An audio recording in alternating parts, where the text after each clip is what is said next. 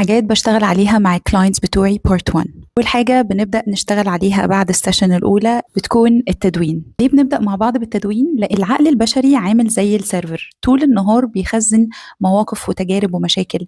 لو الحاجات دي مش بتخرج باستمرار بتلاقي نفسك بتفكر فيها طول الليل وبتبقى شاغلة دماغك وعاملة لك تقل جواك. طب ايه دور التدوين في ان هو يظبط لك الحاجات اللي داخله دماغك طول النهار والليل؟ اول حاجه ان هو بينظف الدماغ، بيفضي لك الزحمه والكركبه اللي جوه دماغك، فبيدي لك مساحه انك تفكر بشكل اهدى وتاخد قرارات صح. رقم 2 ان هو بيشتغل كأنه مراية ليك، بيخليك تشوف كل الحاجات اللي جوه، بيخليك تشوف نفسك بشكل مختلف بشكل اوضح، وكمان بيساعدك انك تاخد بالك من كل المشاكل او المشاعر او الحاجات اللي انت كنت مراكمها وكبتها جواك وانت مش واخد بالك. تالت حاجة ان هو بيطور من الوعي الذاتي.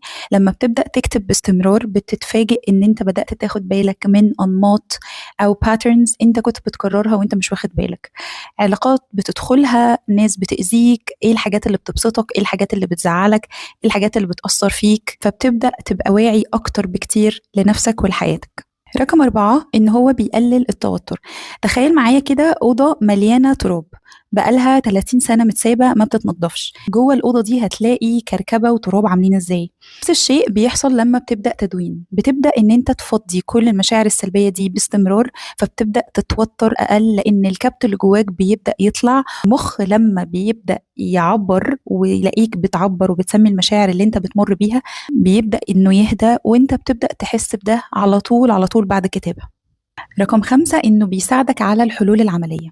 لما بتخرج المشكلة بتاعتك على ورق بتبدأ إن أنت تشوف المشكلة من بره، وبتبدأ إنك تفكر وتركز على الحلول، لأن أنت تخطيت مرحلة إن أنت تعبر. اوريدي مخك بيبقى عطلان لأنه معبرش عن اللي جواه.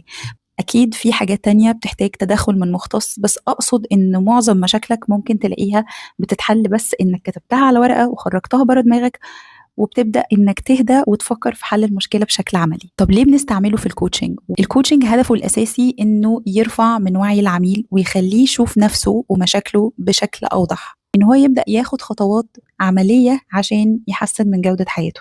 فلو هنلخص كل اللي قلناه ده في كام بوينت، هقولك إن التدوين بيساعد إن الإنسان يكون مركز أكتر مع نفسه، واعي أكتر بمشاعره وأفكاره، بيديلك فرصة إنك تشوف تطورك باستمرار وده بيحفزك مع الوقت. كمان بيساعدك ان انت تطلع كل الحاجات المكبوته بقالها سنين، وده بيساعدنا جدا في السيشن ان احنا نشتغل بشكل اعمق، مش بس اجابات سطحيه او نقاش سطحي، لا احنا بنشتغل على الجروح القديمه وحاجات كتير ممكن تكون مسببه لك المشكلات اللي انت عايش فيها دلوقتي ومش لاقي لها حل. فده كان كلامنا عن التدوين. استنوا الفيديوز اللي جايه عشان تعرفوا ازاي بشتغل مع